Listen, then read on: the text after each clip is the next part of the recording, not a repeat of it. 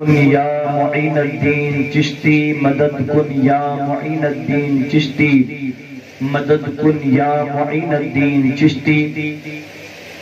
آئیے سب سے پہلے ہم اور آپ مل کر انتہائی محبت و عقیدت کے ساتھ گنبد خضرا میں آرام فرمانے والے آقا و مولا حضور تاجدار مدینہ ساقی حوض کوثر بے کسوں کے کس بے بسوں کے بس سیاہ لا مکان نائب پروردگار عالم جناب احمد مجتبی محمد عربی مصطفیٰ ارواحنا فداہ صلی اللہ علیہ وسلم کی بارگاہ بے کس بنا میں جس طرح سے میں آپ کو درود پاک پڑھاؤں میرے ساتھ مل کر بآواز بلند پڑھنے کی کوشش کریں۔ الصلاۃ والسلام علیک یا رسول اللہ، الصلاۃ والسلام علیک یا حبیب اللہ، الصلاۃ والسلام علیک یا نبی اللہ وعلی آلک و اصحابک یا حبیب اللہ صلی اللہ تعالی علیہ وسلم۔ جس کے گھر میں بے اجازت جبرائیل آتے نہیں، جس کے گھر میں بے اجازت جبرائیل آتے نہیں، قدر والے جانتے ہیں قدر شان اہل بیت، قدر والے جانتے ہیں قدر شان اہل بیت۔ بے ادب گستاخ فرقے کو سنا دو اے حسن، بے ادب گستاخ فرقے کو سنا دو اے حسن، یوں کہا کرتے ہیں سنی داستان اہل بیت، یوں کہا کرتے ہیں سنی داستان اہل بیت۔ میرے پیارے آقا صلی اللہ تعالی علیہ وسلم کے پیارے دیوانوں، آج کی ہماری جو گفتگو ہے اہل بیت اطہار کے حوالے سے، ان کے فضائل، ان کے مرتبے، ان کی شان کیا ہے۔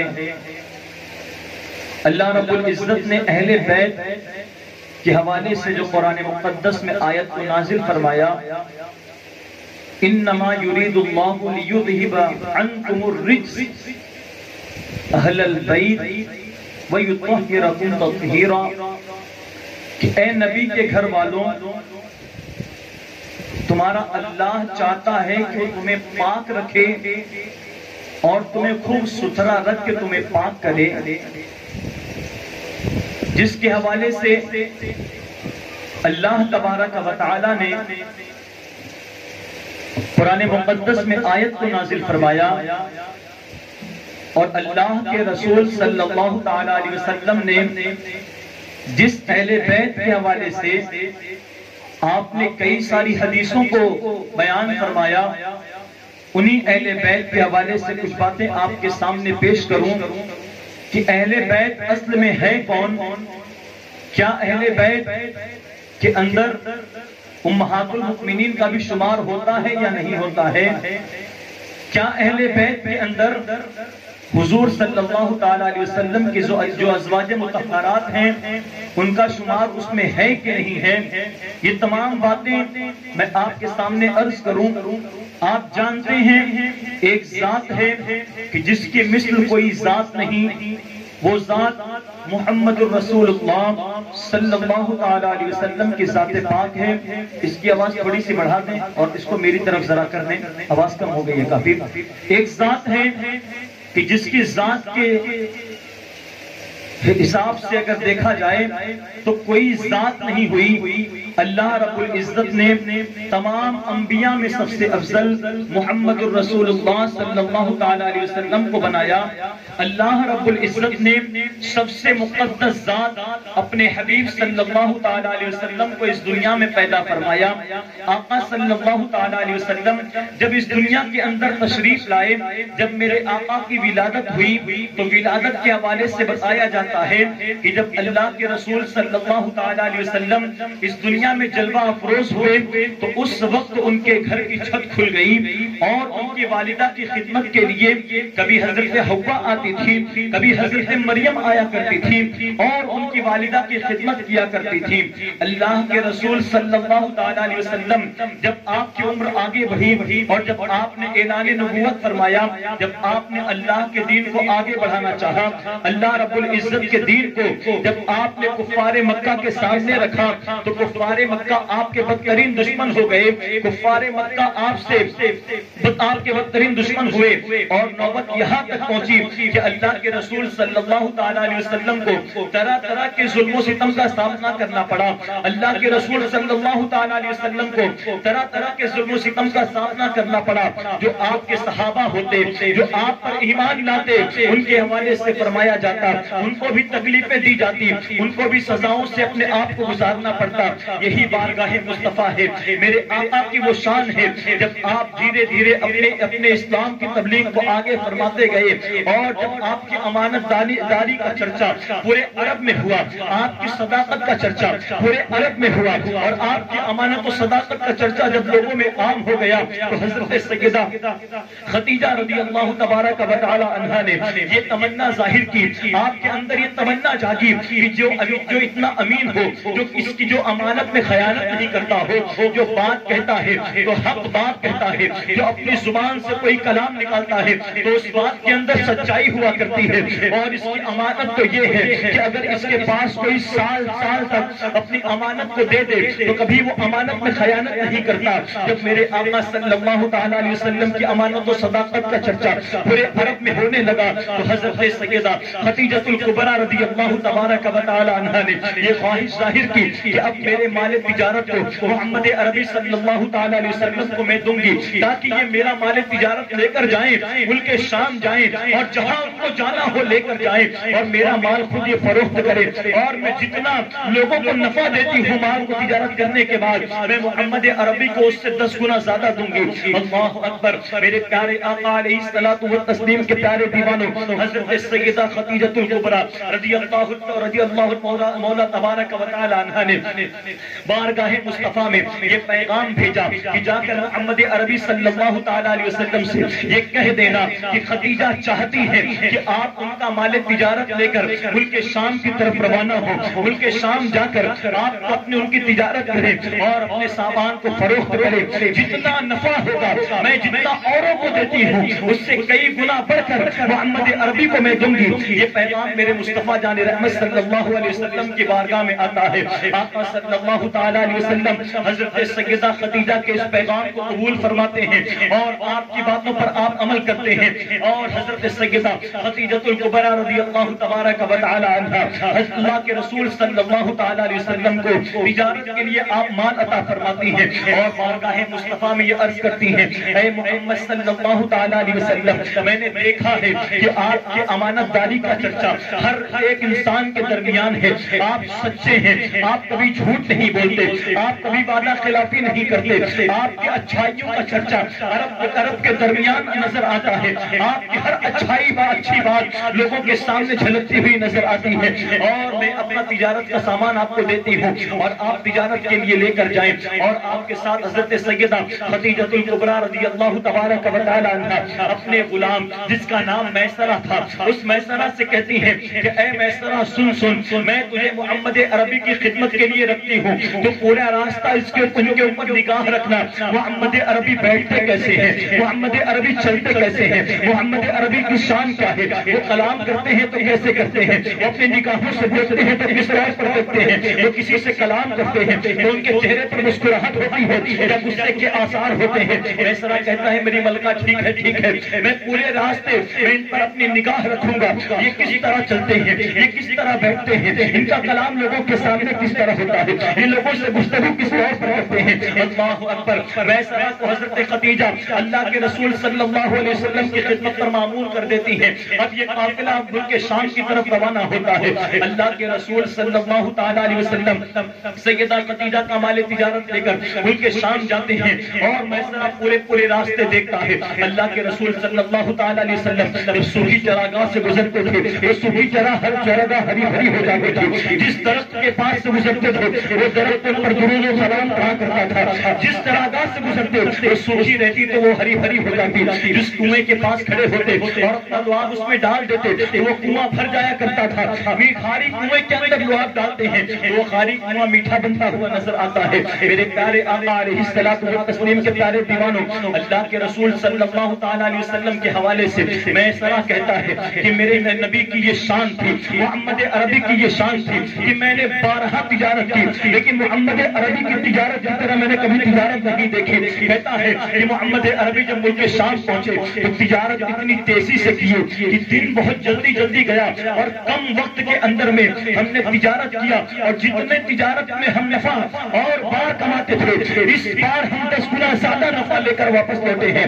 اس بار محمد عربی کی شان میں نے دیکھی ہے۔ حضرت خدیجہ رضی اللہ تبارک و تعالی عنہا جب دیکھتی ہیں کہ محمد عربی صلی اللہ تعالی علیہ وسلم کا قافلہ اب مکہ کے قریب پہنچ چکا ہے تو حضرت سیدہ خدیجہ الکبریٰ رضی اللہ تبارک و تعالی عنہا اپنے گھر کے بالا خانے پر جا کر بیٹھ جاتی ہیں اور اپنی نگاہوں سے کیا دیکھتی ہیں؟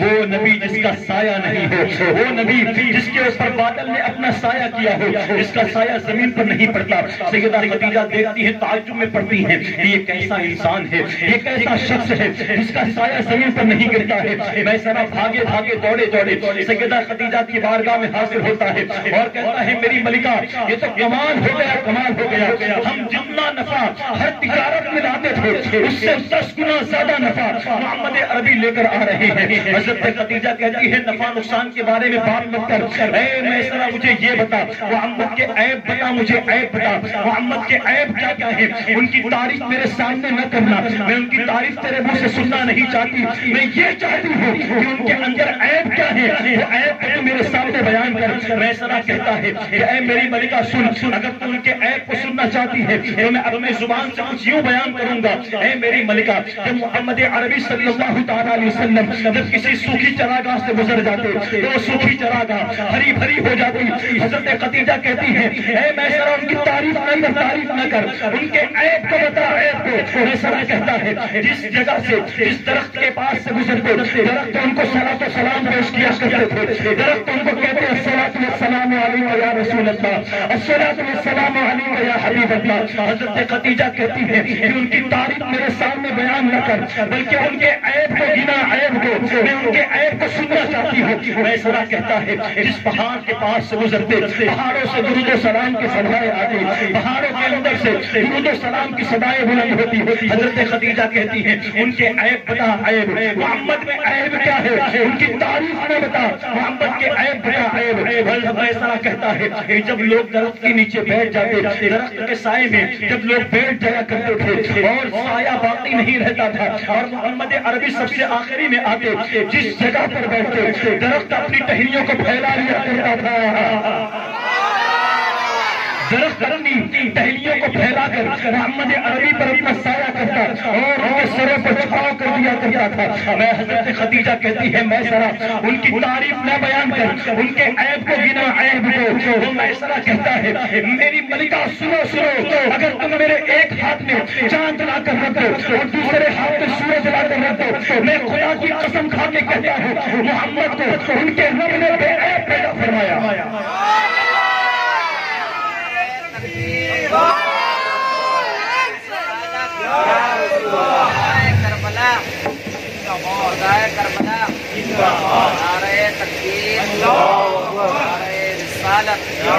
نہیں محفل میں جان نہیں ہے۔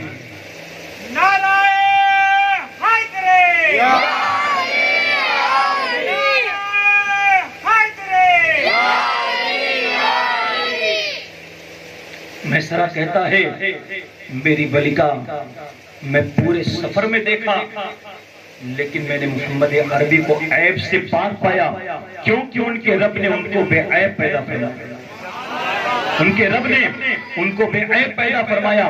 حضرت سیدہ خدیجہ تو پہلے سے ہی متاثر تھیں، وہ تو جاننا چاہتی تھی کہ مصطفیٰ کی ذات کیا ہے، مصطفیٰ کا مقام کیا ہے۔ جب میسرہ نے تمام اچھائیوں کو بیان فرمایا تو حضرت سیدہ خدیجہ رضی اللہ تبارک و تعالی عنہا کے دل میں یہ خواہش پیدا ہوئی کہ اب اپنے نکاح کی بات ان سے کی جائے۔ اب اپنے نکاح کی بات ان سے کی جائے. مصطفیٰ جان رحمت صلی اللہ تعالیٰ علیہ وسلم کی خدمت میں حضرت خدیجہ الکبریٰ رضی اللہ تبارک و تعالیٰ عنہا اپنے باندی کے ذریعے پیغام بھیجتی ہیں کہ جا کر محمد عربی صلی اللہ علیہ وسلم سے کہہ دو کہ خدیجہ آپ سے نکاح کرنا چاہتی ہیں. خدیجہ آپ سے نکاح کرنا چاہتی ہیں. اس وقت میرے آقا کا جو تاریخی جملہ تھا وہ سماعت فرمائے. میرے آقا نے ارشاد فرمایا شریفوں کے رشتے بازار میں نہیں ہوا کرتے. شریفوں کے رشتے بازار میں نہیں ہوتے. اگر خدیجہ مجھ سے نکاح کرنا چاہتی ہیں تو اس وقت ابو طالب موجود ہیں, ان کے پاس میرے رشتے کی بات بھیجو. میں یہاں پر رک کر آپ کی ایک اصلاح کرنا چاہوں گا. آج اس دور کے اندر آج ہمارے گھروں کے رشتے کہاں ہوتے ہیں؟ آج ہماری شادی بیاہ کی جو بات ہے, لڑکے اور لڑکی پارک میں ملے, رشتے طے ہو گئے, شادی کر دیے. لیکن یہ حضور کی ذات ہے, حضور کی ذات ہے. میرے آقا نے فرمایا اگر رشتہ کرنا ہے, نکاح کرنا چاہتی ہیں تو ابو طالب کے پاس بھیج دو. اگر ابو طالب یہ کہتے ہیں کہ ٹھیک ہے یہ رشتہ مجھے منظور ہے تو پھر مجھے کوئی اس پہ اعتراض نہیں, میں نکاح کرنے کے لیے تیار ہوں. اللہ اکبر. ابو طالب کے پاس خط آتا ہے حضرت خدیجہ کا, اور حضرت خدیجہ سے کوئی نکاح کیوں نہ کرنا چاہے, اتنی مالدار جو تھی. حضرت خدیجہ کے پاس بہت رشتے آئے, حضرت خدیجہ کے پاس بہت رشتے آئے, لیکن حضرت خدیجہ بڑے بڑے امیروں کے رشتوں کو ٹال دیا. حضرت خدیجہ نے بڑے بڑے رئیسوں کے رشتوں کو توڑ دیا, ختم کیا. لیکن مصطفیٰ کی کیا شان ہے. اللہ کے رسول صلی اللہ تعالیٰ علیہ وسلم فرماتے ہیں کہ میں اگر ان پہاڑوں سے کہہ دوں تو یہ پہاڑ میرے ساتھ سونے اور چاندی کے بن کے چلنے لگے.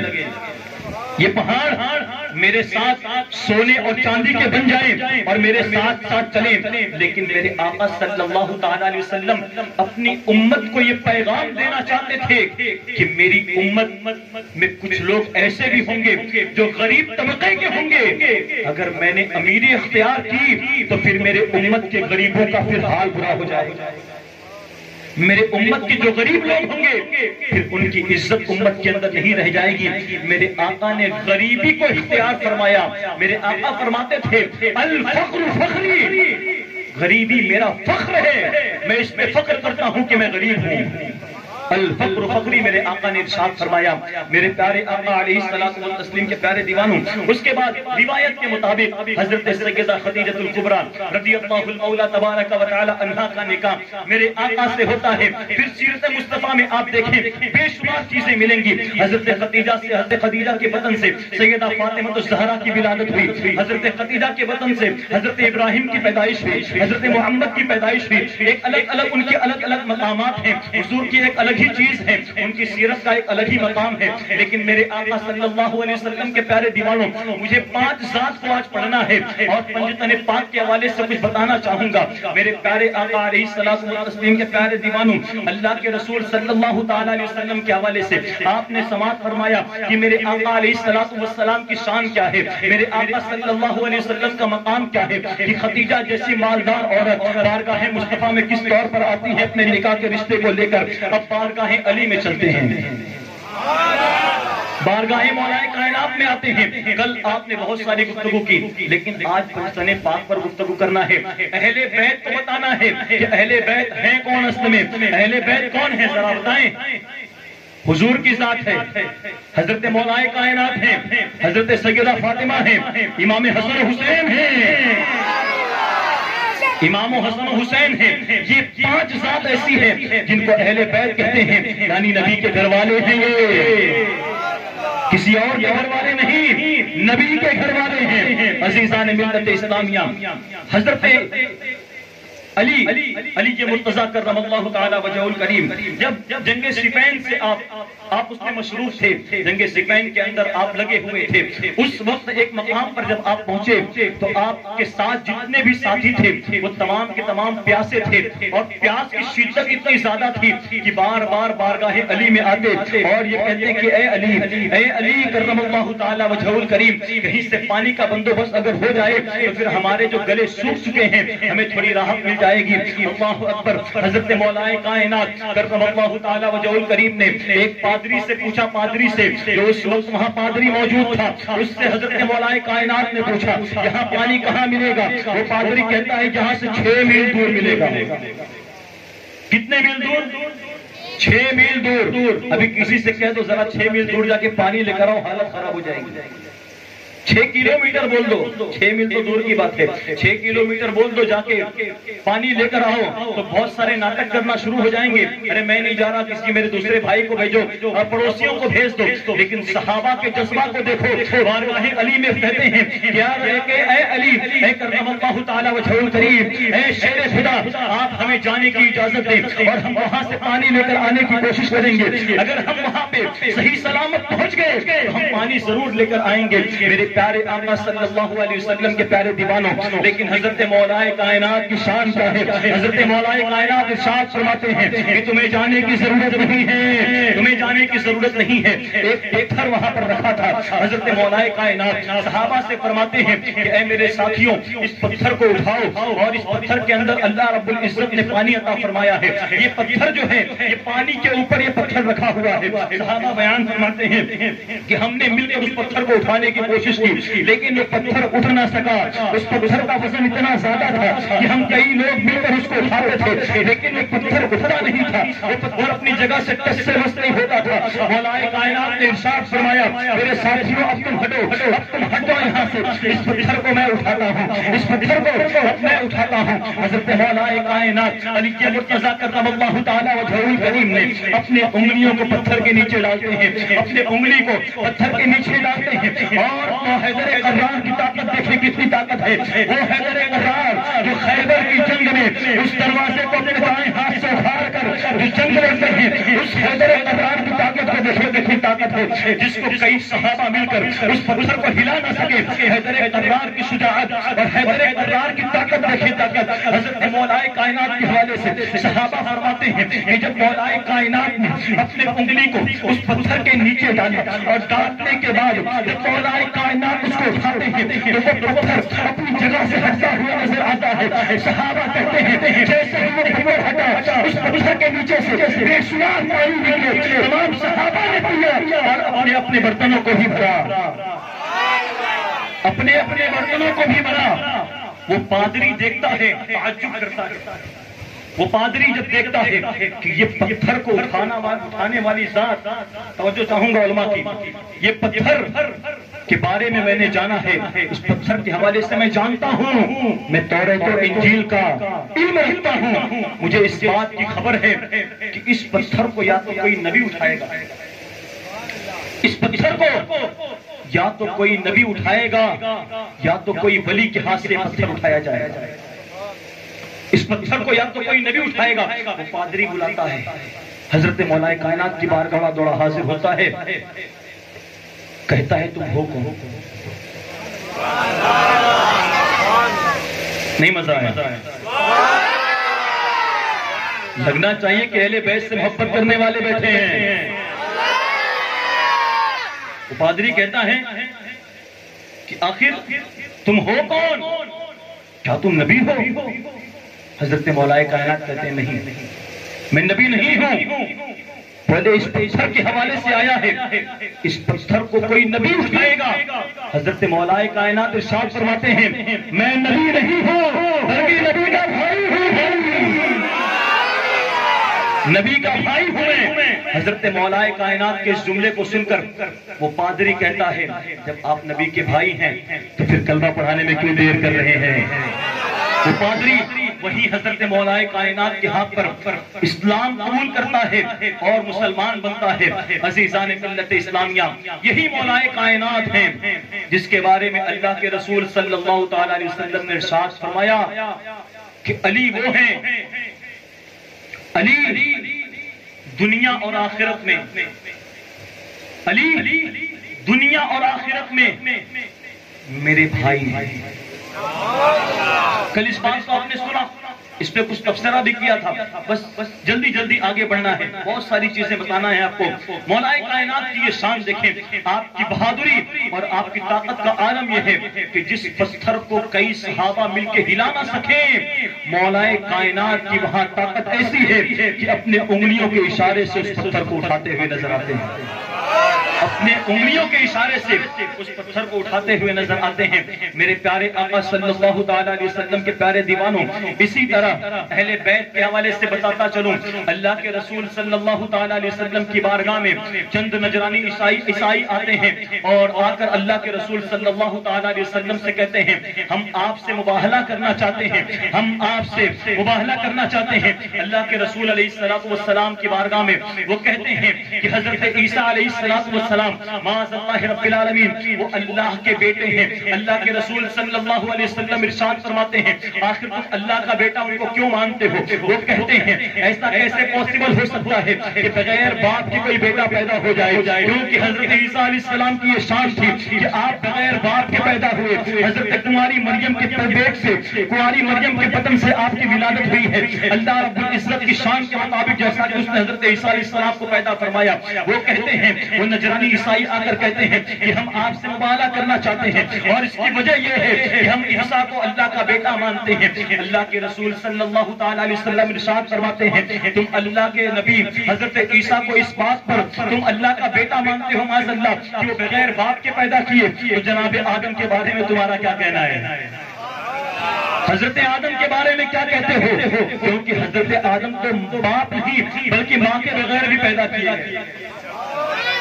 عیسیٰ کے تو باپ نہیں تھے لیکن آدم کی ماں بھی نہیں تھی، بغیر ماں باپ کے پیدا کیے گئے، لیکن وہ کہتے ہیں نہیں ہم آپ سے مباہلہ کریں گے۔ اس کے بعد وہ کہتے ہیں ہم جا کر پہلے اپنے پادری سے بات کرتے ہیں، اس کے بعد ہم آپ سے مباہلہ کرنے کے لیے آئیں گے۔ میرے پیارے آقا علیہ الصلوۃ والتسلیم کے پیارے دیوانوں، اللہ کے رسول صلی اللہ تعالیٰ علیہ وسلم ارشاد فرماتے ہیں ٹھیک ہے جاؤ جو کرنا ہے کرو۔ وہ لوگ جاتے ہیں اپنے شیخ کے پاس جاتے ہیں اور اس سے کہتے ہیں کہ ہم محمد عربی سے ہم مباہلہ کرنا چاہتے ہیں، ان سے گفتگو کرنا چاہتے ہیں اس بات پر کہ وہ کہتے ہیں کہ حضرت عیسیٰ علیہ السلام اللہ کے بیٹے نہیں بلکہ اللہ کے نبی ہیں اور ہم اس بات کو نہیں مانتے۔ عزیزان ملت اسلامیہ، وہ پادری کہتا ہے اے میرے قوم کے لوگوں سنو، اگر تم محمد عربی سے اگر مباہلہ کرنا چاہتے ہو تو میں ایسی ذات دیکھ رہا ہوں، وہ ایسا نبی ہے جو تمام نبیوں کا سردار ہے، وہ ایسا نبی ہے جس کو اللہ نے خاتم النبی جین بنا کر بھیجا،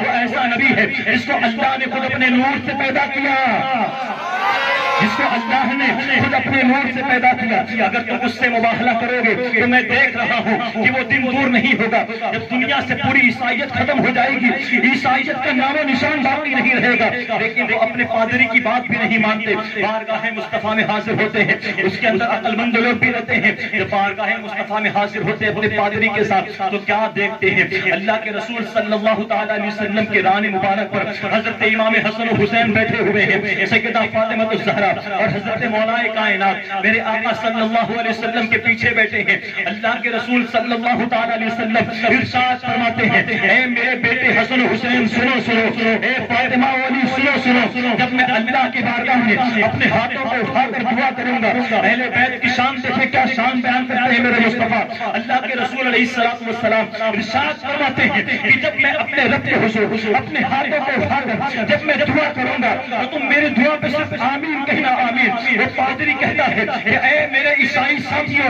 میں ان لوگوں کو دیکھ رہا ہوں، اگر اس نبی کی دعا پر اگر یہ بچے جو دکھ رہے ہیں تمہیں چھوٹے یہ حسن و حسین جو تمہیں نظر آ رہے ہیں، اگر صرف یہ اگر دعا پر آمین کہنے تو یہ پاس میں جو پہاڑ ہے اپنی جگہ سے اکھڑ میں دوسری جگہ چلے جائے۔ ان کی دعاؤں میں ہوتا تاثیر ہے کہ اگر یہ دعا پہ آمین کہہ دیں، میں ایسے لوگوں کو دیکھ رہا ہوں کہ ان کی دعا قبول ہو جائے گی، کبھی ان کی دعا رد نہیں ہوگی۔ میرے پیارے آقا علیہ الصلوۃ والتسلیم کے پیارے دیوانوں، اس کے بعد اللہ کے رسول صلی اللہ علیہ وسلم پر پہلے ہی یہ آیت نازل ہوئی تھی، وَمَنْ حَاجَّكَ فِيهِ مِنْ بَعْدِ مَا جَاءَكَ مِنَ الْعِلْمِ فَقُلْ تَعَالَوْا نَدْعُ أَبْنَاءَنَا وَأَبْنَاءَكُمْ وَأَنفُسَنَا وَأَنفُسَكُمْ ثُمَّ نَبْتَهِلْ فَنَجْعَلْ لَعْنَةَ اللَّهِ عَلَى الْكَاذِبِينَ۔ کیا محبوب آپ ان عیسائیوں سے کہہ دیں جو آپ سے مباہلہ کرنا چاہتے ہیں، جو آپ سے لڑنا چاہتے ہیں، ان عیسائیوں سے آپ فرما دیں کہ وہ اپنے بیٹے کو لے کر آئیں، تم اپنے بیٹے کو لے کر آؤ۔ اللہ نے فرمایا ان عیسائیوں سے کہہ دو تم اپنے بیٹوں کو لے کر آؤ، اور حضور آپ اپنے بیٹوں کو لے کر آئیں، لیکن حضور لاتے کس سے؟ حضور اپنے پیر کے اوپر بیٹھائے کس کو ہیں؟ حضرت امام حسن و حسین کو بیٹھائے ہیں۔ میرے آقا فرمایا کرتے تھے کہ حسن و حسین میرے بیٹے ہیں، یہ میرے بیٹے ہیں۔ اللہ رب العزت نے قرآن مقدس میں اسی چیز کو بیان فرمایا کہ میرے محبوب جو آپ سے مباہلہ کرنا چاہتے ہیں ان سے فرما دو کہ وہ اپنے بچوں کو لے کر آئیں، آپ اپنے بچوں کو لے کر آؤ، وہ اپنی عورتوں کو لے کر آئیں، تم اپنی عورتوں کو لے کر آؤ، اس کے بعد ایک دوسرے پر لعنت کرو، پھر اللہ رب العزت جس کو فتح عطا فرمائے وہی حق پر ہے۔ پھر اللہ رب العزت جس کی دعا کو قبول فرمائے وہی حق پر ہے۔ وہ نجرانی عیسائی کہتا ہے کہ اے میرے قوم کے لوگوں، ان سے مباہلہ تم ہرگز نہ کرنا، کیونکہ اگر یہ دعا کر دیں گے تو پھر عیسائیت کا نام و نشان دنیا سے مٹ جائے گا، ایک بھی عیسائی دنیا میں باقی نہیں رہے گا۔ میرے پیارے آقا علیہ الصلوۃ والتسلیم کے پیارے دیوانوں، ان کے جانے کے بعد اللہ کے رسول صلی اللہ تعالی علیہ وسلم ارشاد فرماتے ہیں کہ میں وہ دیکھ رہا تھا جو یہ عیسائی نہیں دیکھ پاتے، میں وہ چیز دیکھ رہا تھا کہ ان پر عذاب بالکل قریب تھا، ان عیسائیوں کے اوپر عذاب بالکل قریب تھا۔ اگر یہ مجھ سے مباہلہ کرتے تو اللہ رب العزت ان کے اوپر ایسا عذاب نازل فرماتا کہ ان کی شکل بندر اور سور میں تبدیل ہو جاتی، ان کی شکل بندر اور سور میں تبدیل ہو جاتی۔ اور میرے آقا نے آگے بڑھ کر ارشاد فرمایا کہ اے میرے بیٹوں حسن و حسین اور اے علی و فاطمہ، وہ دن دور نہیں ہوتا کہ ان نجرانی عیسائیوں کو تباہ و برباد کر دیا جاتا، اور 1 سال کے اندر ان کی قوم کے اندر جتنے عیسائی تھے وہ سب نصف و نابود ہوتے، اور ساتھ ہی ساتھ ان قوم کے اندر جتنے درند و پرند تھے وہ سب کے سب تباہ و برباد ہو جاتے۔ بتاؤ جب اہل بیت کی دعاؤں کا یہ اثر ہے، اہل بیت کی دعاؤں کا یہ اثر ہے، تو پھر ان کی شان کا عالم کیا ہوگا، پھر ان کی شان کا عالم کیا ہوگا۔ میرے پیارے آقا علیہ الصلوۃ والتسلیم کے پیارے دیوانوں، اسی طرح بے شمار احادیث مبارکہ اہل بیت اطہار رضوان اللہ تعالی علیہم اجمعین کے حوالے سے ملتی ہے۔ ایک حدیث پاک آپ کے سامنے پڑھنا چاہوں گا۔ اللہ کے رسول صلی اللہ تعالی علیہ وسلم نے ارشاد فرمایا، میرے آقا صلی اللہ علیہ وسلم ارشاد فرماتے ہیں، وَأَنَا تَارِكٌ فِيكُمُ الثَّقَلَيْنِ، اور میں تم میں 2 نفس اور گراں قدر چیز چھوڑ کر جا رہا ہوں۔ اللہ کے رسول صلی اللہ تعالی علیہ وسلم نے حجۃ الوداع کے اندر بھی اس چیز کو ذکر فرمایا۔ میرے آقا صلی اللہ تعالی علیہ وسلم نے جب آپ نے حجۃ الوداع کا آخری خطبہ جب آپ نے فرمایا تو لوگوں میں یہ اعلان کیا کہ اے لوگوں، میں تمہارے درمیان 2 چیزوں کو چھوڑ کر جا رہا ہوں، اگر تم ان کو مضبوطی کے ساتھ پکڑے رہے تو پھر تم ہمیشہ کامیاب رہو گے، اگر تم ان 2 چیزوں کو مضبوطی سے پکڑے رہے۔ حدیث پاک میں آتا ہے مضبوطی سے پکڑنے کے حوالے سے راوی بیان فرماتے ہیں کہ مضبوطی سے پکڑنے کے تعلق سے راوی بیان فرماتے ہیں کہ یوں فرمایا گیا کہ جس طرح انسان اپنے دانت سے کوئی رسی مضبوطی سے پکڑتا ہے، اس طرح مضبوطی سے پکڑنے کی بات کی گئی۔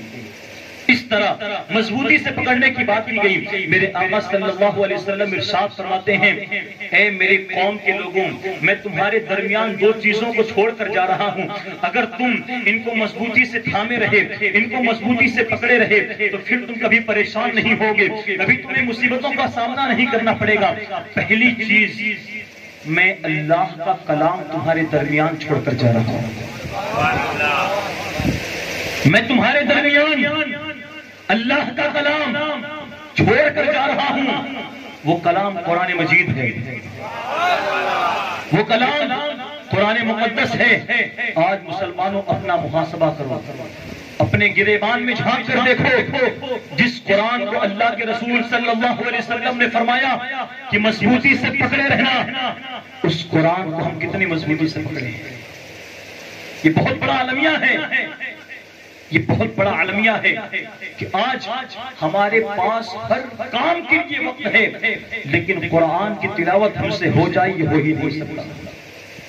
قرآن کی ایک آیت ہم وقت نکال کے پڑھیں، یہ ہم سے ہو نہیں سکتا۔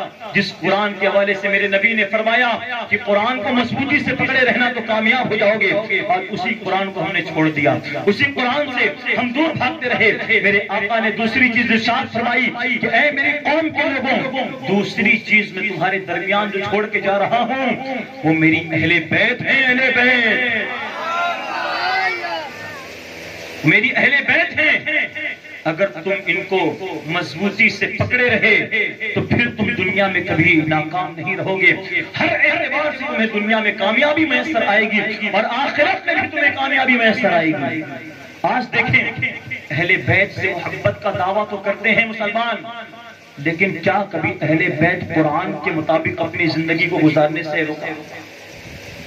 ان کی زندگی کو پڑھیں، قرآن نے کہا سچ بولو، اہل بیت سچ بولا کرتے تھے۔ قرآن نے کہا نماز کی پابندی کرو، نماز بے حیائی سے روکتی ہے، انہوں نے نمازوں کی پابندی کی۔ آج ہمارے اندر نمازوں کی پابندی بالکل نہیں ہے۔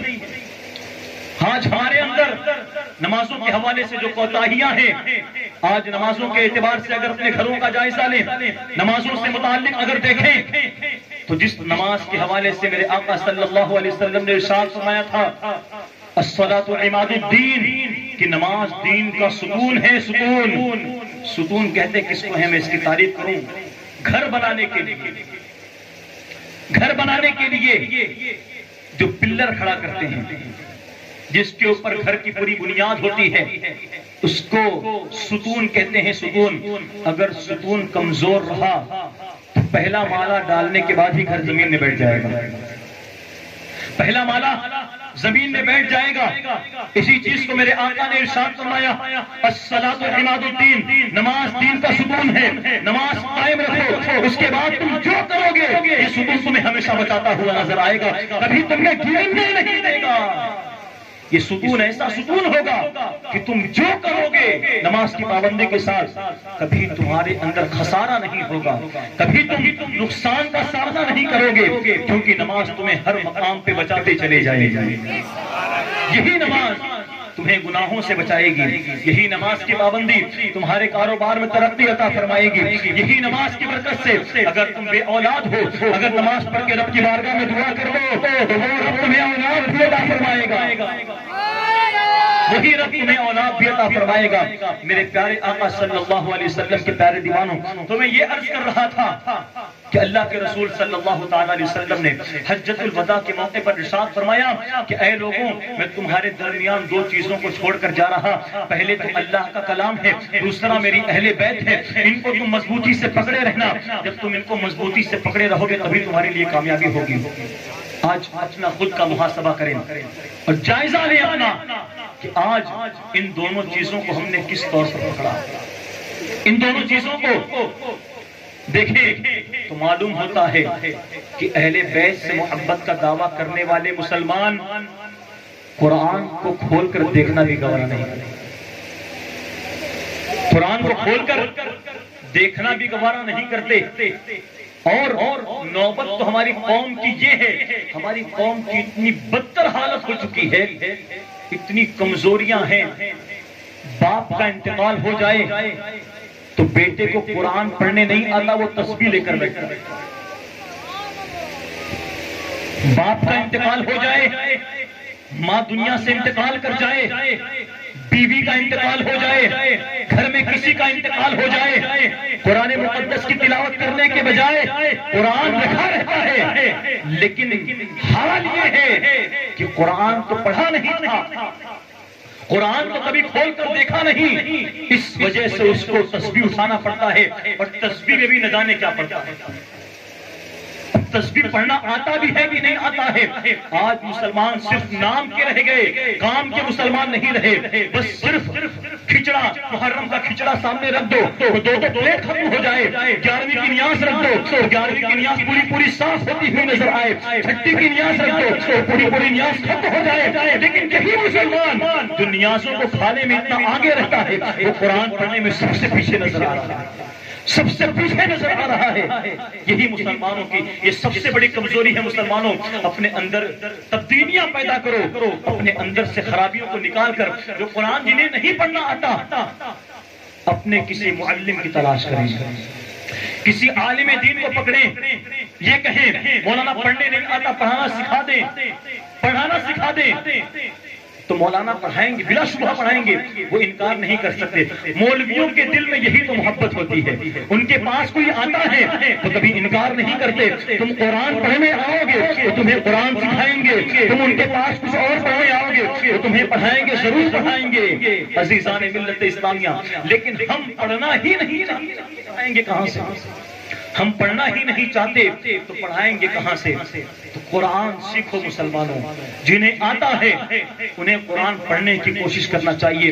حدیث پاک میں غالباً حدیث پاک کا مفہوم ہے، اللہ کے رسول صلی اللہ علیہ وسلم نے ارشاد فرمایا، او کما قال صلی اللہ علیہ وسلم، ارشاد فرماتے ہیں کہ جو قرآن پڑھ کر بھول گیا، جو قرآن پڑھ کے بھول گیا، وہ کل قیامت کے دن اندھا اٹھایا جائے گا، وہ کل قیامت کے روز اندھا اٹھایا جائے گا، اس کی آنکھیں نہیں ہوں گی۔ معاشرے میں اتنے لوگ ایسے ہیں جنہوں نے قرآن پڑھنا سیکھا تو تھا، لیکن پوری زندگی نہ پڑھنے کی وجہ سے قرآن کو پڑھنا ہی بھول گئے۔ اللہ اکبر،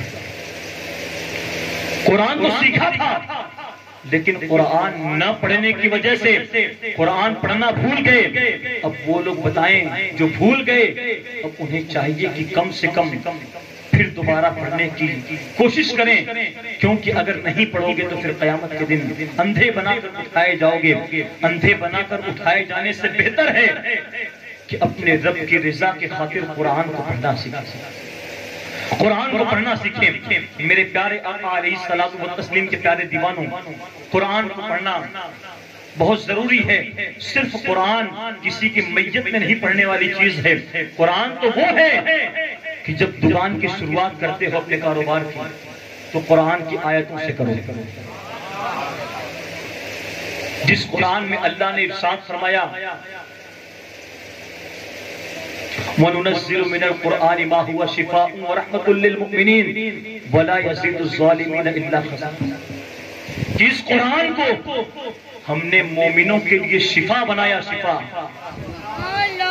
در بدر بھٹکنے سے بہتر ہے کہ قرآن کی آیتوں کو پڑھ کر پانی میں دم کر کے پیو، اللہ شفا عطا فرمائے گا۔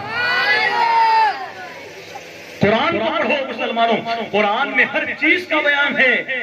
اعلیٰ حضرت عظیم البرکت مجدد دین و ملت کنز الکرامت قاطع نجدیت کی یہ شان تھی کہ اعلیٰ حضرت عظیم البرکت رضی اللہ تبارک و تعالی عنہ نے صرف قرآن پڑھا نہیں، صرف قرآن پڑھا نہیں بلکہ قرآن میں اپنے آپ کو تلاش بھی کیا، اور تلاش کس طور پر کیا؟ اعلیٰ حضرت فرماتے ہیں میں نے قرآن کو پڑھا اور قرآن میں نے اپنے آپ کو پایا، بلکہ صرف اپنے آپ کو نہیں پایا بلکہ میں نے قرآن میں جس دن میرے وصال کی تاریخ تھی، جس دن میں انتقال کرنے والا تھا، میں نے قرآن میں اس دن کو پایا، بلکہ صرف دن کو نہیں پایا، جس گھنٹے، جس وقت میں، جس ساعت میں میرا انتقال ہونے والا تھا، میں اس دنیا سے پردہ فرمانے والا تھا، اس گھنٹے، اس سیکنڈ، اس وقت کے حوالے سے میں نے اپنے آپ کو قرآن میں نے اپنے اپنے آپ کو قرآن میں اپنے وصال کی تاریخ کو پایا، دن کو پایا، بلکہ جتنے بج کے جتنے منٹ اور جتنے سیکنڈ پر میرا وصال ہونے والا تھا میں نے قرآن میں اپنے آپ کو پایا۔ تو قرآن میں مسلمانوں اعلیٰ حضرت نے اپنے آپ کو پایا، تو پھر اعلیٰ حضرت کے غلام کیوں نہ پا سکیں؟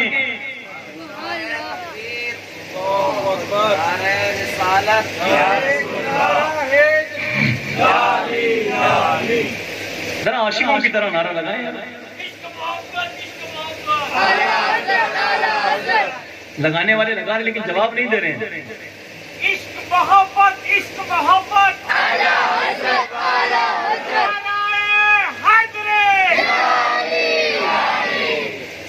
کبھی زنجیر ہلتی تھی کبھی در کانپ جاتا تھا، کبھی زنجیر ہلتی تھی کبھی در کانپ جاتا تھا، علی کا نام سن کر اب بھی خیبر۔ تو ذرا علی والے ہو کر نعرہ لگاؤ نا، یا میں لگاؤں؟ ایک نعرہ حیدری۔ عزیزان ملت اسلامیہ، تو قرآن میں اپنے آپ کو ڈھونڈو، قرآن میں اپنے آپ کو ڈھونڈو۔ قرآن مقدس کے حوالے سے فرمایا گیا وہ قرآن کہ جس کو کسی کا بیٹا یاد کر لے، اگر کوئی حافظ قرآن ہے تو اس کے ماں باپ کے سر پر قیامت کے دن نور کا تاج ہوگا، تاج۔ ان کے ماں باپ کے سروں پر نور کا تاج ہوگا۔ وہ ماں باپ کتنے خوش قسمت ہیں جن کے بیٹے حافظ قرآن ہیں۔ یہ حافظ قرآن ہیں، ان کے ماں باپ کی قسمت کا ستارہ اوج ثریا پر ہے، بلکہ اس سے بھی افضل ہے، کیونکہ قیامت کے روز جب ان کے والدین کو بلایا جائے گا تو ان کے سروں پر نور کا تاج ہوگا، تاج۔ میں بھی حافظ قرآن ہوں، تعریف نہیں کر رہا میں، بس بتا رہا ہوں کہ حافظ قرآن بننے کی کوشش کرو، چند سورتیں کم سے کم یاد کر لو۔ آج حال یہ ہے مسلمانوں کا، نماز میں کھڑے ہوتے منہ ہی نہیں ہلتا۔ جب یاد نہیں رہے گا تو ہلے گا کہاں سے؟ قرآن کی سورتیں ہی جب یاد نہیں ہے تو قرآن کو نماز میں پڑھو گے کیسے؟ اتنی سورتیں یاد کر لو، کم سے کم تمہاری نماز تو صحیح ہو۔ یہ گفتگو صرف مرد اپنے لیے نہ سمجھیں، اپنی خواتین سے بھی، میں دونوں لوگ میرے سامنے ہیں، میں دونوں سے مخاطب ہوں، خواتین بھی اس چیز کو سمجھیں۔ صرف مردوں پر ضروری نہیں کہ وہ قرآن پڑھیں، خواتین پر بھی ضروری ہے۔ سیدہ فاطمہ طاہرہ عابدہ زاہدہ غیر معلمہ کہتی ہے کہ جب میں اللہ کی بارگاہ میں سجدہ کرتی تھی تو مجھے پوری رات کم پڑ جایا کرتی تھی۔ یہ ان کے سجدے کا عالم تھا۔ بارگاہ رب العزت نے گزارش کرتی میرے مولا کوئی تو رات ایسی بنا جس میں تیری فاطمہ اچھے سے عبادت کر سکے، جس میں تیری فاطمہ مکمل تیری عبادت کر سکے۔ یہی فاطمہ کی کنیزوں، جب فاطمہ حضرت فاطمہ کی شان دیکھیں کہ عبادت کے لیے پوری رات نماز میں نہیں، صرف ایک سجدے کی بات کر رہا ہوں، ایک سجدے کی بات کر رہا ہوں۔ وہ سجدہ جس کو امام عالی مقام نے اپنے امت کے سامنے پیش کیا، سجدے میں سر جھکایا، لیکن دنیا گواہ ہے آج تک سجدے سے سر نہ اٹھایا امام نے، اور دنیا نے دیکھا تھا امام کی شہادت سجدے میں ہوئی، نماز کی حالت میں ہوئی، اور دنیا نے گواہی دی کہ امام سجدے میں گئے، نماز کی حالت میں شہادت پائی، اور امام آج تک سجدے سے سر کو نہ اٹھایا۔ امام کا سجدہ دیکھیں کتنا لمبا ہے، لیکن آج ہمارے سجدوں میں آج ہماری پیشانیاں آوارہ ہو چکی ہیں۔ آج ہماری پیشانیاں، ہمارے سر اللہ کی بارگاہ میں جھکنے کے بجائے دوسروں کی چوکھٹوں پر جھکتے ہیں۔ آج ہمارے سر اللہ کی بارگاہ میں جھکانے کے بجائے ہم کسی غنی کے در پہ جاتے ہیں، ہم امیروں کے دروں پر جاتے ہیں اور ان کی بارگاہوں میں اپنے سروں کو جھکاتے ہیں۔ مسلمانوں، اللہ کی بارگاہ میں جھکنا سیکھو، جس دن اس کی بارگاہ میں جھکے میرے اللہ اسی روز سے تمہیں بلندیاں عطا فرمائے، میرا اللہ اسی روز سے تمہیں بلندیاں عطا فرمائے گا۔ آگے بڑھتا چلوں میرے پیارے آقا علیہ السلام و تسلیم کے پیارے دیوانوں، اب آئیے سیدہ فاطمہ کی ذات پاک کو آپ کے سامنے میں رکھوں کہ سیدہ فاطمہ کی ذات کیا ہے، سیدہ فاطمہ کا مقام کیا ہے، سیدہ فاطمہ کی سیرت کیا ہے۔ میرے پیارے آقا صلی اللہ علیہ وسلم کے پیارے دیوانوں، اگر اپنی قوم کا جائزہ لیں، سیدہ فاطمہ کی سیرت پڑھنے سے پہلے ایک چیز آپ کے سامنے بیان کروں، قوم کی حالت کو آپ کے سامنے رکھوں۔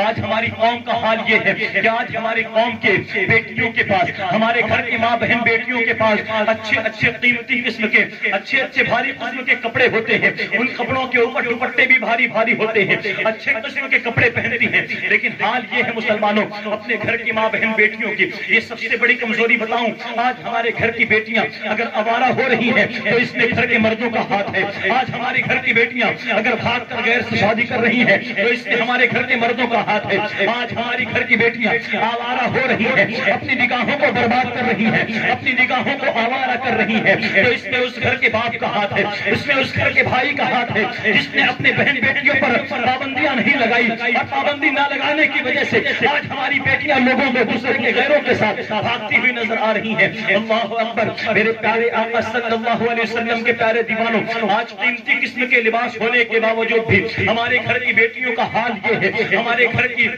بہوؤں کا حال یہ ہے، ماں بہن بیٹیوں کا یہ حال ہے کہ آج ان کے دوپٹے سروں سے ہٹے ہوئے نظر آتے ہیں، جبکہ ان کے دوپٹے میں کوئی پیوند نہیں ہوا کرتا، ان کے دوپٹے تو اچھے قیمتی ہوتے ہیں، اچھے قسم کے ہوتے ہیں۔ اب آئیے سیدہ فاطمہ کی بارگاہ میں لے کر چلوں، سیدہ فاطمہ الزہرا کی بارگاہ میں اب آئیں آپ کو لے کر چلوں، وہ فاطمہ کہ جس کو اللہ کے رسول صلی اللہ علیہ وسلم جس کے بارے میں ارشاد فرماتے ہیں، فاطمہ میرے دل کا ٹکڑا ہے، فاطمہ میرے جگر کا ٹکڑا ہے۔ اللہ اکبر، وہ فاطمہ کی بارگاہ میں چلتے ہیں، حضرت سیدہ فاطمہ طاہرہ عابدہ زاہدہ، میرے پیارے آقا علیہ الصلوۃ والتسلیم کے پیارے دیوانوں، وہ فاطمہ ایک مرتبہ حضرت مولا کائنات علی مرتضیٰ کرم اللہ تعالی وجہہ الکریم سے آپ بیان کرتی ہیں کہ اے میرے شوہر، آپ میرے بابا کے پاس جائیں، آپ میرے بابا کے پاس جائیں اور جا کر میرے بابا سے یہ کہیں کہ سیدہ کے پاس ایک دوپٹہ ہے جس کے اندر تقریباً 17 پیوند لگ چکے ہیں،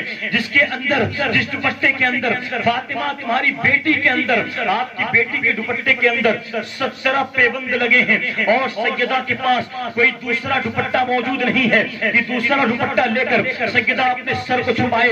اللہ اکبر، اب دوپٹہ ایک جگہ سے اور پھٹ گیا ہے، آقا کی بارگاہ میں جا کر کہیں کہ اپنے ملکیت سے کچھ عطا فرمائے، کوئی دوپٹہ دے دے، کوئی چادر دے دے، تاکہ آپ کی بیٹی اپنے سر سے چھپا سکے۔ حضرت مولا کائنات بارگاہ مصطفیٰ میں حاضر ہوتے ہیں، آ کر میرے آقا سے عرض کرتے ہیں یا رسول اللہ صلی اللہ تعالی علیہ وسلم، آپ کی بیٹی نے بھیجا ہے اور یہ بیان کیا ہے، آپ سے عرض کرنے کے لیے کہا ہے کہ فاطمہ کے پاس ایک ہی دوپٹہ ہے جس کے اندر تقریباً 17 پیوند لگ چکے ہیں یا 16 پیوند لگ چکے ہیں، 17ویں جگہ پر وہ دوپٹہ پھٹ چکا ہے۔ اللہ اکبر، آقا کی بارگاہ میں کہتے ہیں یا رسول اللہ، کوئی چادر ہو تو آپ عنایت فرمائیں، کوئی دوپٹہ ہو تو آپ عطا فرمائیں تاکہ میں فاطمہ کو دے دوں اور فاطمہ اپنے سر کو چھپا سکے۔ عزیزان ملت اسلامیہ، میرے آقا صلی اللہ تعالی علیہ وسلم حضرت مولا کائنات سے ارشاد فرماتے ہیں، میرے آقا چاہتے اگر حضور کی یہ شان تھی کہ اگر حضور خود فرماتے ہیں، ابھی میں نے آپ کے سامنے ذکر کیا، آقا فرماتے ہیں کہ اگر پہاڑوں کو کہہ دوں تو یہ پہاڑ میرے ساتھ سونے اور چاندی کے بن کے میرے ساتھ سونے اور چاندی کے بن کے چلے، لیکن اپنی امت کو دلاسا دینے کے لیے، اپنی امت کی خاطر میرے آقا نے غریبی کو اپنایا اور امت کو بتا دیا کہ میری امت کے غریب لوگوں، کبھی تم اپنے آپ کو غریب نہ سمجھنا، دنیا میں غریب ہو اس کو برداشت کر لینا، لیکن یہ غریبی صرف دنیا کے لیے ہوگی، آخرت کے لیے تم غریب نہیں ہوگے، آخرت کے لیے تم غریب نہیں ہوگے، کیونکہ جس کے پاس جتنا مال ہوگا اس کو اتنا زیادہ قیامت میں حساب دینا پڑے گا۔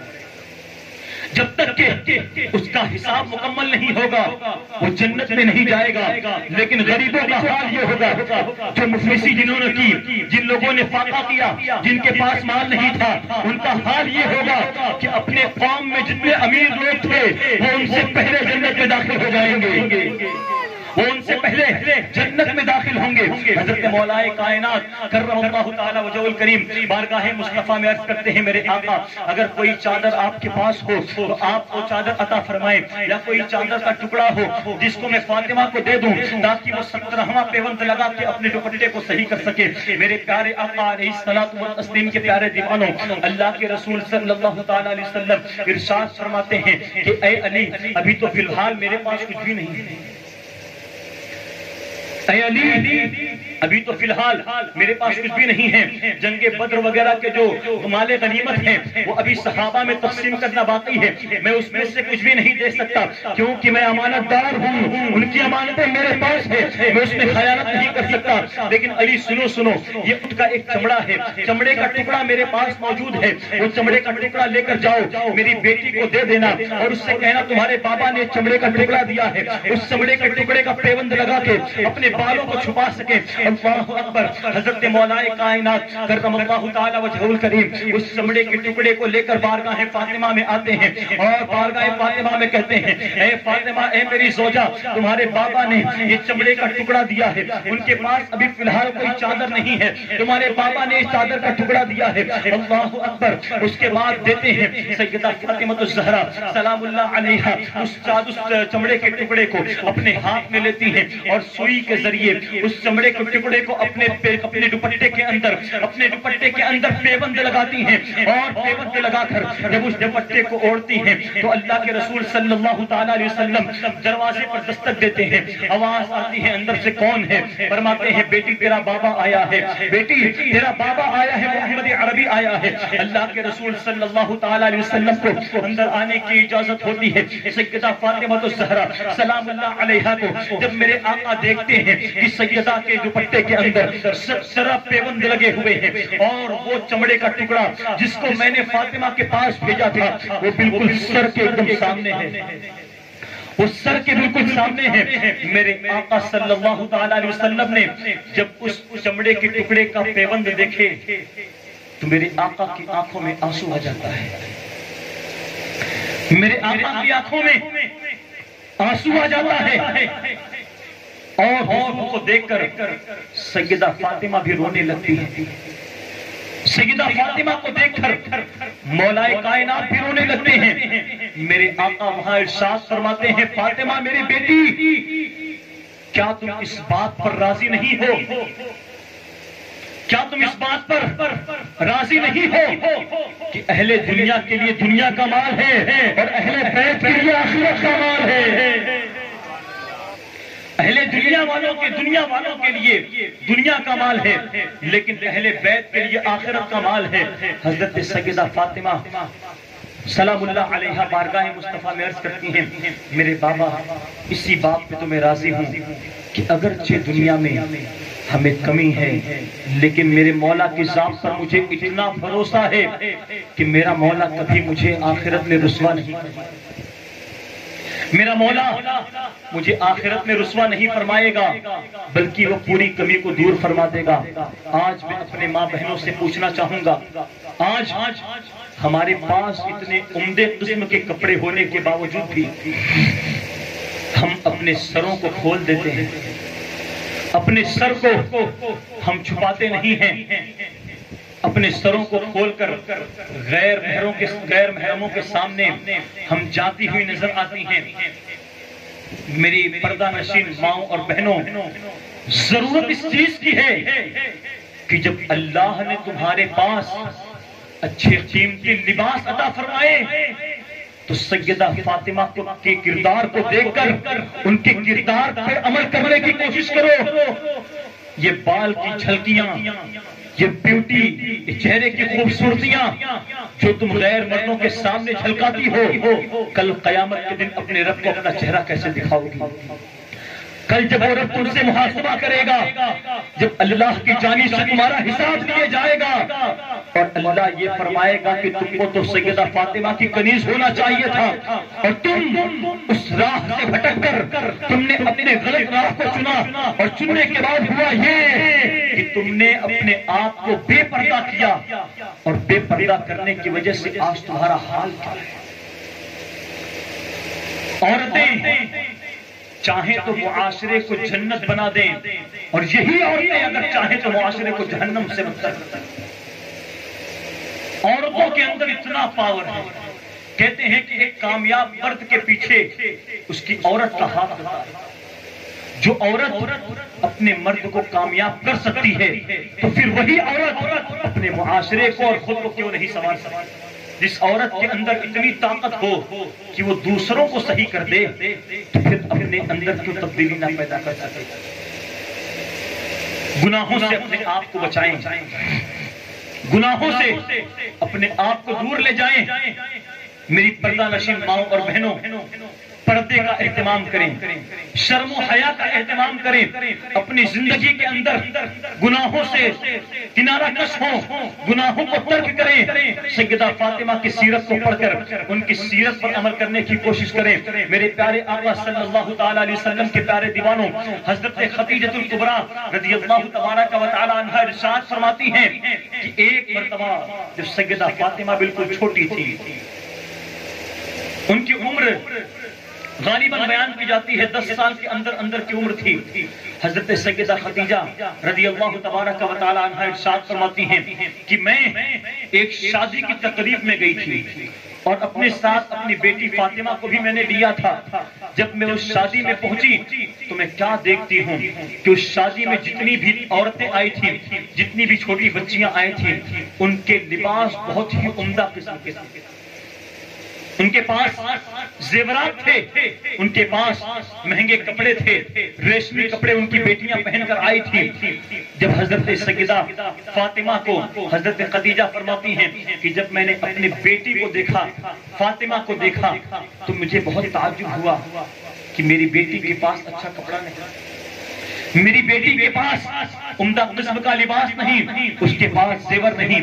تو میں نے اپنی نگاہوں کو نیچے کیا، مجھے افسوس ہوا کہ میری بیٹی کے علاوہ باقی جتنی بچیاں یہاں پر ہیں سب کے پاس عمدہ قسم کا لباس ہے۔ قربان جائیں سیدہ فاطمہ کے جواب پر، قربان جائیں اس چھوٹی سی فاطمہ پر، اس چھوٹی سی فاطمہ کی سوچ پر، اس چھوٹی سی فاطمہ کی زبان پر۔ حضرت سیدہ فاطمہ اپنے والدہ کی بارگاہ میں عرض کرتی ہیں، امی جان آپ اس پہ افسوس نہ کریں کہ میرے کپڑے اچھے قسم کے نہیں ہیں، میرے پاس اچھے لباس نہیں ہیں، لیکن میں آپ سے یہ کہوں کہ اگر کسی بہترین لباس کسی کو دیکھنا ہے، اگر عورتوں کا سب سے بڑا اور سب سے بہترین کوئی لباس ہے تو وہ تقویٰ ہے، تقویٰ۔ اور بھی کوئی لباس ہے، تقویٰ ہے، جس کو اللہ نے قرآن میں فرمایا ان اکرمکم عند اللہ اتقاکم، کہ بے شک سب سے زیادہ عزت والا وہی ہے جس کے اندر سب سے زیادہ تقویٰ ہو، جس کے اندر سب سے زیادہ تقویٰ ہو۔ کپڑے انسان عزت والا نہیں بنتا، کپڑے سے انسان عزت والا نہیں بنتا۔ اچھے اچھے گرارے سرارے شرارے پہن کر، اچھے نیٹ کے دوپٹے اوڑھ کر، اچھے قسم کے بالی پہن کر، کنگنے پہن کر، اچھے قسم کے زیورات پہن کر، اپنے آپ کو یہ سمجھنے والی عورتیں ان کی عزتیں سب سے زیادہ معاشرے میں ہیں، ان کی عزتیں نہیں ہیں بلکہ ان کی آبرو سے کھلواڑ کیا جا رہا ہے۔ اگر اچھے لباس چاہتی ہو تو تقویٰ کو اختیار کرو، تقویٰ ہی وہ لباس تمہارے لیے ہے جو سب سے بہتر لباس ہے۔ اس کے بعد حضرت فاطمہ اپنی والدہ سے کہتی ہیں کہ لباس سب سے بہتر اگر دیکھنا ہے تو وہ تقویٰ ہے عورتوں کے لیے، اور اگر زیور کی بات کروں میری والدہ تو عورتوں کے لیے اگر سب سے بڑا سب سے اچھے قسم کا کوئی زیور ہے تو وہ عورتوں کے لیے شرم و حیا ہے۔ عورتوں کے لیے اگر سب سے مہنگا اور سب سے عمدہ قسم کا کوئی زیور ہے تو وہ اس کا شرم و حیا ہے۔ دونوں چیزوں کو اپنے سامنے رکھیں، آج دیکھیں، اپنا جائزہ لیں، محاسبہ کریں کہ آج ہمارے کپڑے تو عمدہ ہوتے ہیں، ہمارے کپڑے تو مہنگے ہوتے ہیں، لیکن ہمارے اندر تقویٰ نام کی چیز نہیں ہے، ہمارے اندر شرم و حیا نام کی چیز نہیں ہے۔ میرے پیارے آقا صلی اللہ علیہ وسلم کے پیارے دیوانوں، اپنی ماں بہن بیٹیوں سے، اپنے بھائیوں سے، اپنے بزرگوں سے کہنا چاہوں گا، اپنے اندر اچھائیوں کو پیدا کریں، برائیوں کا خاتمہ کریں، برائیوں کو دفن کریں. جب یہ تمہاری برائیاں دفن ہو جائیں گی تو پھر انشاءاللہ تعالیٰ تمہاری عزت معاشرے کے اندر بڑھے گی. میرے پیارے آقا علیہ الصلوۃ والتسلیم کے پیارے دیوانوں، ایک مرتبہ میں نے شرم و حیا کے اوپر حضرت عثمان غنی کے موضوع پر بہت کچھ کہا. کہنے کی ضرورت نہیں ہے، لیکن کہوں گا یہ کہ شرم و حیا کے پیروکار بنو. اگر شرم و حیا ہمارے اندر ہے تو پھر دنیا کے سب سے معزز اور سب سے مکرم ہم کہلائیں گے. عزیزان ملت اسلامیہ، آج ہم کہتے ہیں اپنے چھوٹے چھوٹے بچیوں کو ہم جنس پہناتے ہیں، جنس ٹی شرٹ پہناتے ہیں. جب کوئی کہنے والا کہتا ہے کہ بچیوں کو شلوار اور قمیص پہناؤ، ڈھیلے ڈھالے کپڑے پہناؤ، ہمارے گھر کے مرد اور خواتین کیا کہتی ہیں؟ ابھی تو بچی ہے، ابھی تو بچی ہے، جب بڑی ہوگی تو خود بخود اس کے اندر اچھائیاں ہو جائیں گی.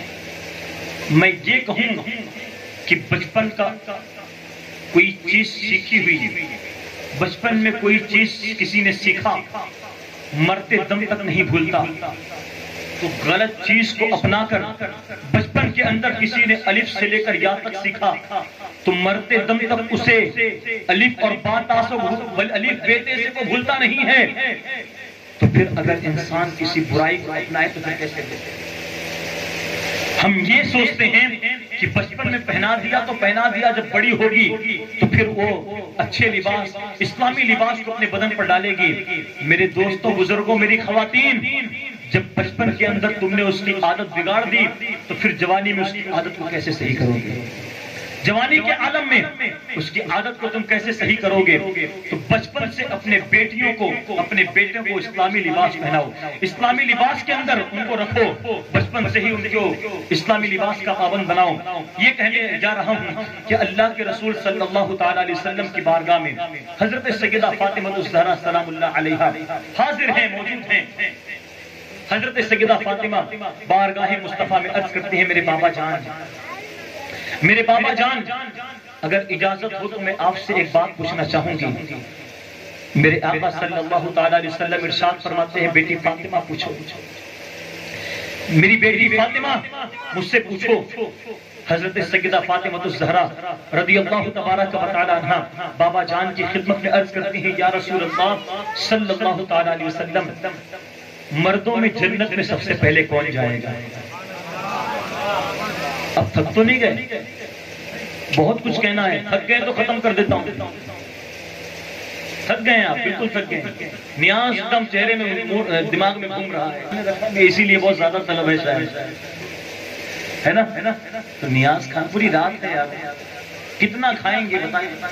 بچپن پیدا ہونے سے لے کے مرنے تک جو نے کتنا کھائے، ابھی تک کا حساب لگائیں، نہ جانے کتنا کھائے، کتنا ہضم کیے. تو ذرا آج تاخیر سے کھائیں، ذرا عاشق ہونے کا ثبوت دیں. نہیں، سو رہے ہیں آپ، سو رہے ہیں، بالکل سو رہے ہیں. اہل بیت کی محفل چل رہی ہو اور اہل بیت کا چاہنے والا سوئے تو پھر مزہ نہیں آتا. ذرا کوئی شروع ہو جائے. نعرہ تکبیر، نعرہ رسالت، ایک نعرہ حیدری. تھوڑی بیداری آئی کہ نہیں آئی؟ نہیں آئی، تبھی تو خاموش بیٹھے ہیں. سب لوگ ذرا بولے بلند آواز سے، آئی کہ نہیں آئی؟ کتنے لوگوں میں آئی؟ ہاتھ اٹھا کر بیٹھائیں. سننا چاہیں گے؟ جو بات کہنے جا رہا ہوں بہت ہی عمدہ بات.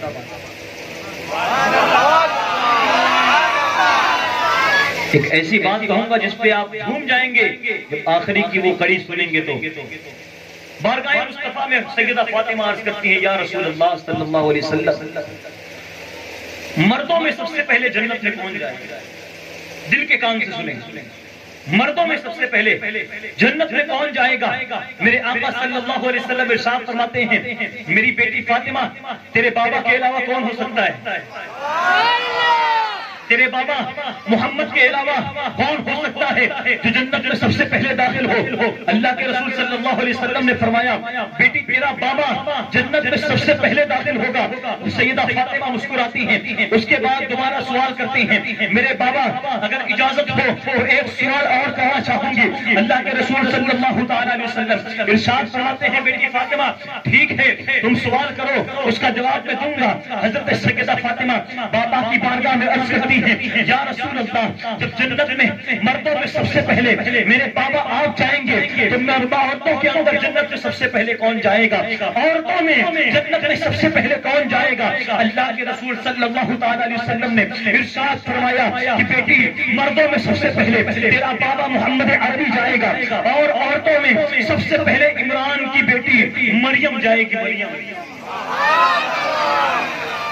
عمران کی بیٹی مریم جائے گی، حضرت عیسیٰ کی امی جائیں گی۔ میرے آقا صلی اللہ تعالی علیہ وسلم جب دیکھتے ہیں کہ میں نے یہ کہا کہ عمران کی بیٹی مریم جائیں گی، حضرت عیسیٰ کی امی جائیں گی، تو اللہ کے رسول صلی اللہ تعالی علیہ وسلم فرماتے ہیں کہ میری بیٹی کا پھول جیسا کھلا ہوا چہرہ مرجھانے لگا، میری بیٹی کا پھول جیسا چہرہ کھلا ہوا مرجھانے لگا۔ میں نے بیٹی سے پوچھا بیٹی کھلا ہوا چہرہ مرجھا کیوں رہا ہے؟ تو سیدہ فاطمہ بارگاہ مصطفیٰ میں عرض کرتی ہیں یا رسول اللہ پہلا سوال میں نے کیا تھا کہ مردوں میں سب سے پہلے جنت میں کون جائے گا، تو میرے آقا آپ نے ارشاد فرمایا بیٹی تیرا بابا محمد عربی جائے گا۔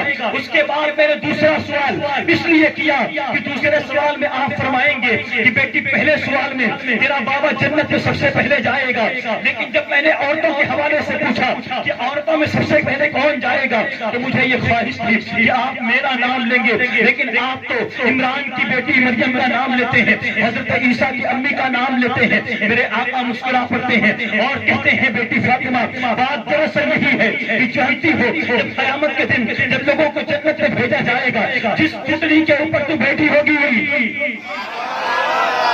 جس اونٹنی پر تو بیٹھی ہوگی اس کی نکیل مریم کے ہاتھ میں ہوگی، ہاتھ میں مریم آگے آگے خادمہ بن کے جائے گی، تو پیچھے سوار ہو کر مخدومہ بن کے جائے گی۔ نعرہ تکبیر، نعرہ رسالت۔ یہ نسل کریموں کی لجپال گھرانہ ہے، یہ نسل کریموں کی لجپال گھرانہ ہے۔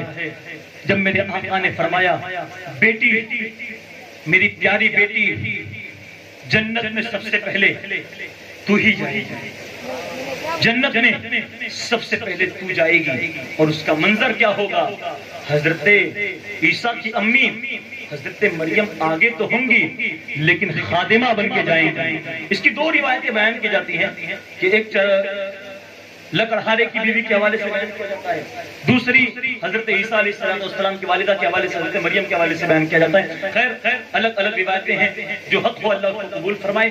عزیزان ملت اسلامیہ جب سیدہ فاطمہ نے سنا کہ جنت میں سب سے پہلے وہ جائیں گی تو وہ چہرہ مجھے مرجھا رہا تھا پھر سے کھل اٹھا، اور کیوں کرنا جنت میں سب سے پہلے جائیں گے؟ فاطمہ نے اعمال ایسے کیے ہیں، فاطمہ کے اعمال ایسے ہیں کہ جس کے اعمال کے بنا پر سیدہ فاطمہ جنت میں سب سے پہلے کیوں نہ جائیں؟ زندگی جب تک حیات رہی جب تک کسی نے نہ دیکھا، وصال کے بعد بھی ہوا یہ کہ کسی غیر مرد کی نگاہ نہیں پڑی۔ جنازے کا حال یہ تھا کہ اس دور میں کھلا ہوا جنازہ چلتا تھا، لوگ جنازے پر کھلے طور پہ لے کے جایا کرتے تھے، لیکن جب وصال کا وقت قریب ہوا، اللہ والے ہیں، اللہ والی ایک الگ ہی بات ہوتی ہے ان کی، اپنے خادمہ سے کہتی ہیں کہ کسی ایسے جنازے کا بندوبست کرو کہ جس کے اندر کوئی مجھے دیکھ نہ پائے۔ مرنے انتقال کے بعد، وصال کے بعد بتاؤ جس کی شرم و حیا اتنی ہو، جو یہ فکر رکھتا ہو کسی غیر مرد کی نگاہ نہ پڑے وصال کے بعد، تو پھر ان کی حیات کی شرم و حیا کا کیا ہے؟ وصال کے بعد بھی یہ گوارا نہیں کہ کسی غیر مرد کی نگاہ پڑے، وصال کے بعد بھی یہ گوارا نہیں کہ کسی غیر مرد کی نگاہ ان پر پڑے۔ لیکن آج دیکھیں عورتوں کو سب دیکھتے ہیں لیکن پھر بھی کوئی پرواہ نہیں، کوئی فکر نہیں، کوئی حیا نام کی چیز نہیں، کوئی شرم و حیا نہیں۔ دیکھ رہا ہے دیکھنے تو کہتی کیا ہے؟ ارے جب دل صاف ہے تو پھر کیا دیکھنے سے کیا ہوگا؟ جب دل صاف ہے تو دیکھنے سے کیا ہوتا ہے؟ اعلیٰ حضرت عظیم البرکت مجدد دین و ملت کے حوالے سے ایک واقعے کو بیان فرمایا جاتا ہے کہ اعلیٰ حضرت رضی اللہ تبارک و تعالی عنہ ایک مقام سے گزر رہے تھے کہ وہاں سے عورتوں کا گزر ہوتا ہے. اعلیٰ حضرت اپنی قمیص کو اٹھا کر اپنی آنکھوں کو چھپا لیتے ہیں اور صدر کا کچھ حصہ کھل جاتا ہے. صدر کا کچھ حصہ کھل جاتا ہے. کہنے والے نے کہا احمد رضا تم اپنی آنکھوں کی حفاظت کرتے ہو, تمہارا تو صدر کھل گیا. اعلیٰ حضرت فرماتے ہیں اگر آنکھوں کی نگاہوں کو اگر چھپا لیا جائے, حفاظت کر لی جائے, تو پھر انسان گناہوں کی طرف توجہ نہیں کرتا, پھر انسان گناہوں کی طرف متوجہ نہیں ہو سکتا. آنکھوں کی ایک آنکھ ایسی چیز ہے, یہ آنکھیں ہی انسان کو کہاں سے کہاں پہنچاتی ہیں. یہ آنکھ پہلے نظروں سے نظر ملاتی ہے, یہی آنکھ گناہوں کا تصور دلاتی ہے, یہی آنکھ انسان کو محبت پہ ابھارتی ہے, اور یہی آنکھ پھر انسان سے گناہ تک کرواتی ہے. یہی آنکھ پھر انسان کو گناہوں کے گڑھوں میں ڈھکیلتی ہے. تو اپنی آنکھوں کی حفاظت کریں, اپنی آنکھوں کی حفاظت کریں. بس آخری بات آپ کے سامنے عرض کر کے اپنی گفتگو ختم کروں گا. عزیزان ملت اسلامیہ, کیونکہ نیاز بھی کھانا ہے, کھانا ہے کہ نہیں کھانا ہے؟ کتنے لوگ بنا کھائے چلے جائیں گے؟ ہاتھ اٹھائیں. 2 بچے اٹھا رہے ہیں, دیکھیں